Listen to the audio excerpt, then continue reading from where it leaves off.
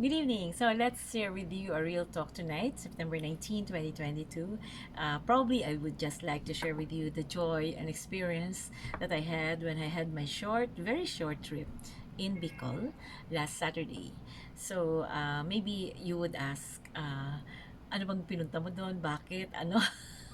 Anyway, so for those who don't know me, or who would like to ask questions, so basically the what, it's a Penafrancia festival. It actually is an annual tradition in Bicol, and actually started 9 days ago in last Saturday. So basically it's called translation, or meaning the image is paraded from the basilica to the Metropolitan Cathedral through a procession. And the basilica to cathedral is probably around 2 kilometers, I think, more or less, something like that. So, in short, the basilica is in Magsaysay and cathedral is near the centro. Okay, so basically, there will be 9 days novena, and the Saturday actually is the eve of the fiesta, which is the Sunday. But the highlights among the highlighted celebrations are in Saturdays. So that's the reason why I go there every Saturday before the fiesta, for the Peña Francia Festival. And most of the celebrations, majority are in the Naga Metropolitan Cathedral. So maybe you will ask, why?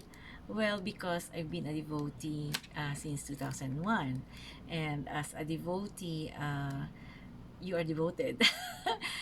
Your devotion continues. It's just stopped for the last 2 years because of the pandemic, but then we still continue the devotion by way of praying, not in Bicol but in the confines of our homes. So and then how? How? Okay. So how, on the how, medyo ano 'yon kasi as you know, my knees are still aching, and it's encourageable that someone would go there with these knees, because the festival is characterized by frequent walking, long walks, because there are roads that are being closed, and for the festivities, because there's a lot of people there, and so anyway, how it's in my mind, and it's if you know me, whatever I want, and if my heart is into it, then I would pursue it, no, especially if it's for religious reasons, and if my intentions are noble. So in short, a few days before, I think a few days before Saturday, I decided to book my trip to Naga. Although I actually have plans already, and finally I got a seat, no, for a 6:30 tourist bus of Kagsawa, of which that's the only bus company that I ride going to Naga, because I'm very comfortable with the drivers, and they are very they the way they drive is something that I am not worried of, actually. So on the how, so that's the how. So maybe you would ask, what are my experiences, how did I do it, and all that. So I'm alone. Yes, I'm alone again. I'm alone. I'm at seat number 11 actually for the bus, and at seat number 4 for the bus going back. So I left PTEX. I worked pa in that particular day, and I left PTEX at 6:30 p.m. I don't even know how PTEX works. But anyway, that's another story. So we left PTEX at 6:30. We had two stops, one in Pagbilao, and another is in Libmanan. Actually, I was very hungry because nga I have to work, so I was not able to prepare, and I was in a rush to really pack my things and all that for one day. So we had two stops and all that. So I envisioned that we would be arriving in Naga at around 4 o'clock, because that's my target, actually, to arrive at 4 o'clock. And luckily, we arrived at slightly a little late, or maybe 4:10, 4:30 probably. And then there is still a tricycle that would bring you, because the bus doesn't pass through Naga proper, or there would be a bus that would bring you to Naga Cathedral. So I asked myself to be brought to Naga Cathedral. It was drizzling, but there are already devotees there. In the old times, I joined the procession on barefoot, but now because of my condition, I cannot. So, and then I don't even know the details of the festivities. It's just that someone just passed the schedule, and I know that I was thinking that probably there is no pahalik. When you go to the image and all that and show your devotion. So my target is really 6 a.m. mass. But then but that's what I do kasi I stay talaga na lang in cathedral. So I patiently stay there, and then at 4:30 I think 4:30 or 4:40 they announced that they are giving us 15 minutes or around 15 to 30 minutes to go to the image. O, di pumila naman kaagad ako. So, di ba? So, yun. Finally, I got the chance to go to the image and, to talk to the lady and all that. And then, we were waiting kasi agawan ng chair doon eh. So dami ng devotion. I'm eyeing the first pew, but then apparently it's reserved for the priests because there are so many priests that will be coming over. So we were delegated to the next level or the next no sa sunod na portion ng mga pews. So and then that's the one I'm waiting for, the concelebrated mass of Bishop Tirona. I think Tria. I'm not sure, Bishop Tria. I'm sorry. Alam ko, actually, nag-start pa yan kay Bishop Legaspi, then Bishop Tria. And then, the homily was very good and all that. And then she explained that there are only 2 occasions that the priests of Bicol are gathered, and that is one. That's why I'm always eyeing that particular 6 a.m. Mas. Pag di ako umabot ng 6 a.m. Mas, sumasama ng loob ko. So anyway, so I had a concelebrated mass, very solemn, with the 300 priests, and the bishop message and all that. And then yes, I'm tired, I'm pagod, and I'm puyat, but the energy in me, because the excitement upon being there again, and oh my god, with all the devotees there, really excites me. And so I went to Biggs for my luckily may tricycle pa. I went to Biggs at the Centro to have my breakfast. So I stayed a while in Biggs because I have a brad in the Kochfed Scholarship who want to help me, with my may alalay ba para I could ride a motorbike going to Basilica and all that, kasi ang hirap talagang gumalaw. But then apparently hindi siya makakontak sa mga tao niya because she has an office there. But sabi ko it's okay, and then so I stayed in Biggs for quite a while, changed my clothes and all that kasi damit ko pa yun the day before eh. So change my clothes, change into a dress and all that. So and then sabi ko kain na lang ako dito ng medyo heavy.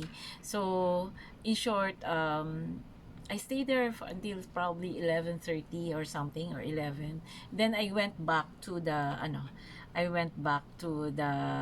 cathedral, near the cathedral. But then the cathedral is so full of people, and even the grounds, and ang init. So I used to do this naman before, that I go to the other side. The other side is the Archbishop's palace or the residence. So in short, the devotees are allowed to come in, nagpapakain sila doon and all that. Although hindi na ako kumain kasi nakakaya naman.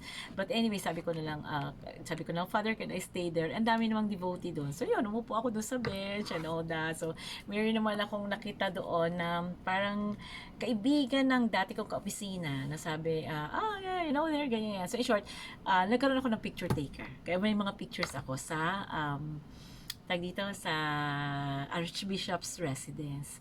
So yon, and then 3 p.m. Is the mass. The mass, the last mass at the cathedral is 12, and then at 3 p.m. yun yung mass talaga na then after that the image is brought out. Yun, medyo may event pa yun. And then sasara na yung church. Wala na, sarado na yun.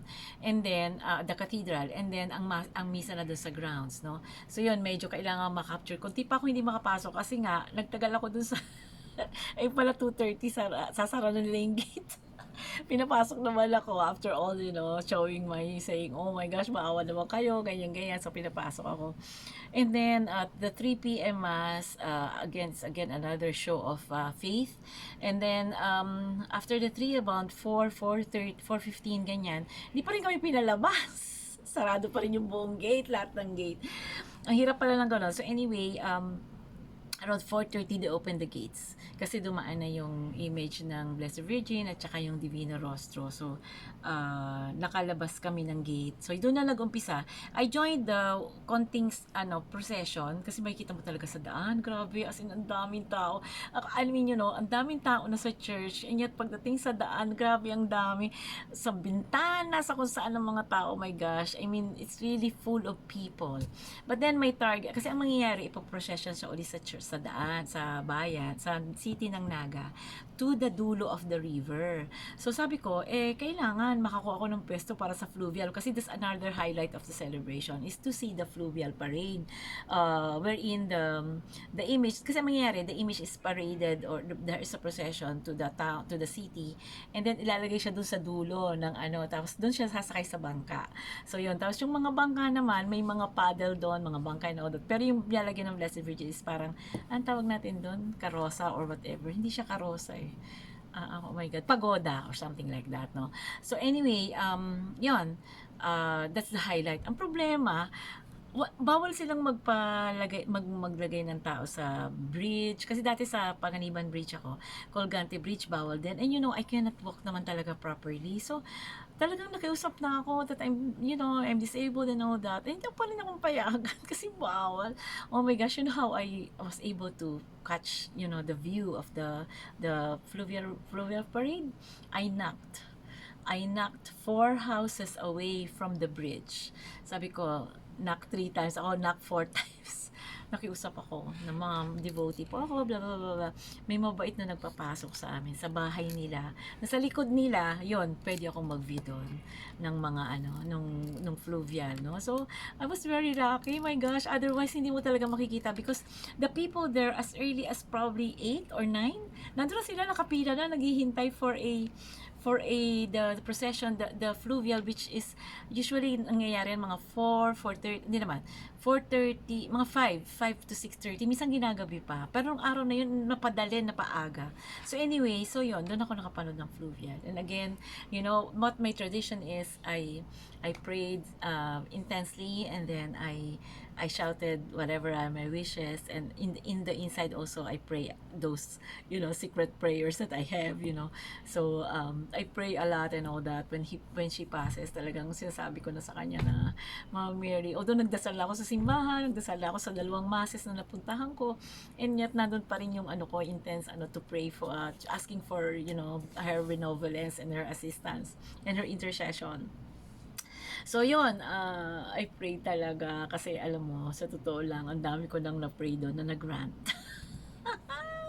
And recently I've been down in so many ways, no, yung sakit ko, yung sakit ng tuhod ko, at one point I was depressed, I have also some struggles in many aspects. Which I cannot disclose. So yun, hindi lang halata because I laugh a lot. But I was so happy upon seeing the Virgin Mary. Oh my gosh, Our Lady of Penafrancia. It's really, yung prayer pa nga niya doon, parang, iba kasi yung prayer niya, sana may dala akong prayer, no? Nakalagay yung prayer doon, at I'm your devotee, and all that, so protect me, and guide me through the struggles of life, and all that, mga ganon. So, actually, if you by chance go to Naga, try to visit the Basilica, as well as the Cathedral. Basta nandun lang, punta lang kayo doon.